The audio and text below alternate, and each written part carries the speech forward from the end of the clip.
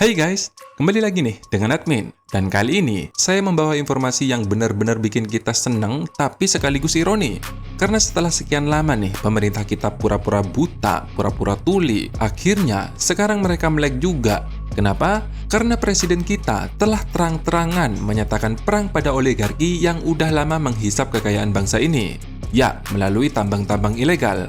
Dan jumlahnya gak main-main bro. Dari data pemerintah sendiri, per Agustus 2025, tercatat ada sekitar 2.700 tambang ilegal yang tersebar di seluruh Indonesia. Akibat tambang ini, negara dirugikan hingga 800 triliun rupiah. Gila gak tuh?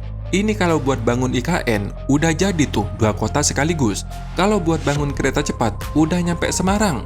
Dan kalau buat lapangan kerja, tinggal buat mobil nasional.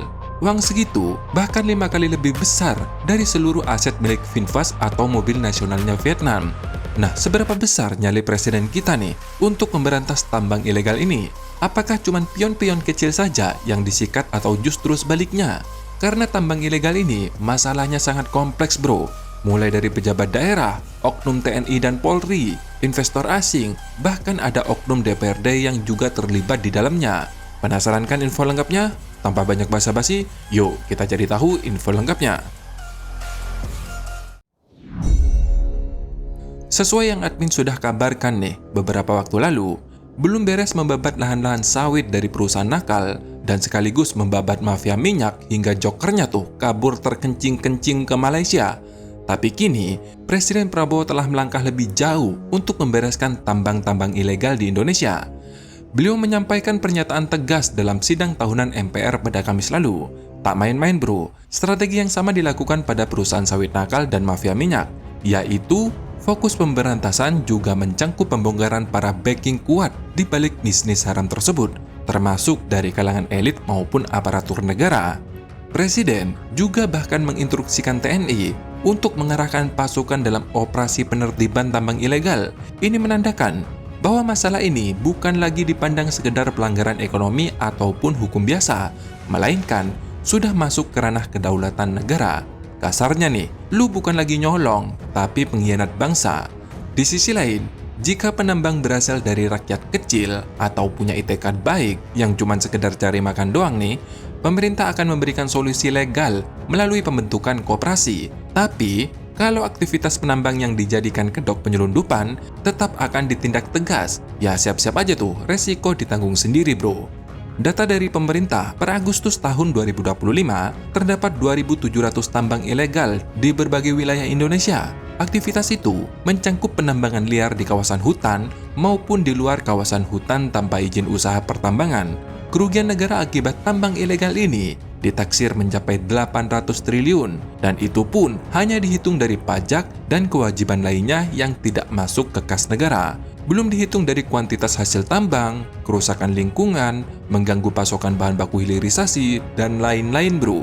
Nah, kenapa pemberantasan tambang ilegal ini sangat penting? Khususnya nih bagi perekonomian negara kita. Jadi bro, kalau kalian masih ingat nih, waktu Tesla dulu sempat mau investasi di Indonesia buat bikin baterai mobil listrik, pas ujung-ujungnya batal. Salah satu alasannya ya tambang ilegal ini. Tambang ilegal di Indonesia itu seperti penyakit kronis bro, sangat-sangat kronis. Semua orang tahu kok, hasil tambang ilegal sering dijual diam-diam ke perusahaan tambang yang legal. Jadi apa yang terjadi? Perusahaan legal itu mengekspor hasil tambang ke luar negeri, tapi di dalamnya udah dicampur dengan hasil tambang yang ilegal. Dari sinilah, kuantitas ekspor jelas berbeda dengan laporannya ke negara. Ini nih, yang buat investor asing itu mikir, ngapain buat pabrik di Indonesia kalau bahan bakunya bisa gue beli mentah, lebih murah, dan gak ribet izin ini itu. Nah kalau sudah gini, siapa yang rugi? Ya kita semua. Dan praktik seperti ini sudah berlangsung selama berpuluh-puluh tahun. Maka dari itu, pemberantasan tambang ilegal sejalan dengan fokus pemerintah untuk mempercepat investasi dan hilirisasi sumber daya alam. Dengan kata lain nih, pemberantasan tambang ilegal syarat mutlak kalau negara kita mau menjadi pusat industri. Makanya tak heran jika Presiden Prabowo nih membentuk Satgas PKH dengan kode Halilintar. Satuan ini bergerak secara terang-terangan loh, menyisir semua perusahaan tambang, baik yang legal maupun ilegal. Karena sekali lagi bro, perusahaan tambang legal belum tentu jujur dalam menjalankan bisnisnya. Kemarin, ditemukan ada pembukaan tambang yang masuk dalam kawasan hutan tanpa izin seluas 62 hektar di Morowali, dan daerah lain yang sudah menjadi sorotan saat ini yaitu Bangka Belitung, Kalimantan, Batam, Maluku Utara, dan Sulawesi. Karena kemarin bro, di Sulawesi Tengah saja sudah terdapat 9 perusahaan yang melanggar atau memasuki wilayah hutan tanpa izin seluas 541 hektar. Sedangkan di Sulawesi Tenggara, Sulawesi Tengah, Kalimantan Timur, Kalimantan Utara, dan Bangka Belitung ditemukan juga perusahaan legal tapi melanggar kawasan hutan tanpa izin seluas 4.346 hektar. Bayangkan, ini hanya dari perusahaan legal saja loh, apalagi yang ilegal. Terlepas dari pro kontra nih, karena melibatkan TNI dalam program ini, yang jelas pemerintah atau negara saat ini sedang serius memberantas tambang ilegal. Sekali lagi, ini bukan perkara mudah bro, karena banyak sekali oknum yang terlibat, mulai dari anggota DPR, oknum TNI sendiri, Polri, investor asing, bahkan yang paling sulit yaitu pejabat daerah. Ya, pejabat daerah tuh yang paling sulit. Jadi ketika TNI dikerahkan, ini bertujuan untuk menghindari konflik kepentingan di daerah. Kasarnya lah, presiden itu sudah gak percaya sama pemerintah daerah karena banyak tambang ilegal beroperasi justru dengan restu atau pembiaran dari pejabat daerah. Apalagi, keterlibatan TNI memiliki dasar hukum yang jelas. Misalnya nih, Undang-Undang Nomor 3 Tahun 2022 tentang Pertahanan Negara yang menegaskan bahwa pertahanan negara mencangkup perlindungan kekayaan alam sebagai objek vital strategis. Kemudian, ada juga Undang-Undang TNI Nomor 3 Tahun 2025 atau perubahan atas Undang-Undang 34 Tahun 2004, khususnya Pasal 7 dan Ayat 2 tentang operasi militer selain perang. Ada juga Perpres Nomor 5 Tahun 2025 yang mengatur dukungan TNI dalam penegakan hukum, pengamanan kawasan, dan operasi terpadu lintas lembaga. Jadi jelas nih, TNI punya dasar yang kuat, bukan asal bertindak.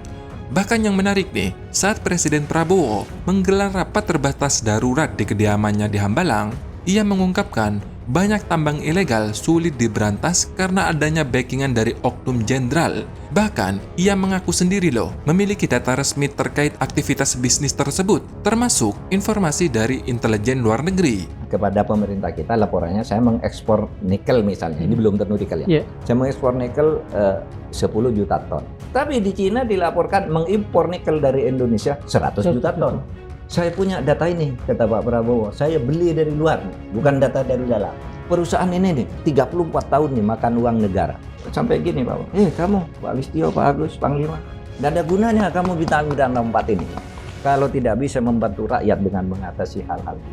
Ini langkah politik yang sangat berani loh, karena ketika menyebut oknum jenderal secara terbuka, tentu telah menyentuh institusi yang sangat kuat, sekaligus sebagai ujian besar bagi integritas negara kita. Dengan kata lain nih, langkah ini dapat dibaca sebagai awal dari agenda reformasi besar, bukan hanya memberantas tambang ilegal, tapi juga membersihkan institusi negara dari oknum yang mengkhianati bangsa ini. Tentu, kita semua berharap langkah ini sukses. Jangan pernah berkata, lapangan kerja di Indonesia susah, kami cuma cari makan doang kok. Bro, undang-undang kita sudah jelas, pasal 33 ayat 3 Undang-Undang Dasar 1945. Di situ jelas, dikuasai negara dan dipergunakan sebesar-besarnya untuk kemakmuran rakyat, yang artinya bukan cuma perut lu doang. Kalau ada orang yang ngomong seperti itu sama aja, mentang-mentang lu bayar pajak, terus lu bisa bangun tenda di tepi jalan. Jalan itu bro, milik umum, yang bisa dinikmati oleh semua masyarakat, bukan cuma lu doang. Lagi pula sudah jelas tuh, kalau ada niat atau itikat baik, penambang yang berasal dari rakyat kecil, pemerintah akan memberikan solusi legal bagi tambang-tambang ilegal selama ini melalui pembentukan koperasi. Jadi, mau alasan apa lagi coba? Jika operasi ini sukses, integritas Indonesia akan naik, investor asing bakal berbondong-bondong masuk ke negara kita, karena mereka mau nggak mau harus investasi di Indonesia kalau menginginkan bahan baku, yang artinya bro, membuka lapangan kerja baru, utamanya nih dari Australia tuh, yang udah nyiapin 4,4 triliun dolar Australia atau sekitar 47.000 triliun buat investasi di Indonesia. Ini serius loh, nanti saya bahas di video lain nih. Dan yang paling penting nih, jika tambang ilegal ini diberantas, hilirisasi akan berjalan lancar, yang artinya cita-cita Indonesia menjadi salah satu pusat industri di Asia terwujud sebelum tahun 2030. Nah, gimana nih kalau menurut pendapat kalian? Apakah kalian setuju dengan langkah Presiden memberantas tambang ilegal walaupun dengan cara brutal yang melibatkan TNI? Atau justru kita harus lebih kalem nih? Silahkan tulis pendapat kalian di kolom komentar. Semoga informasi ini bermanfaat. Terima kasih sudah menonton. Sampai jumpa di next video. Dadah!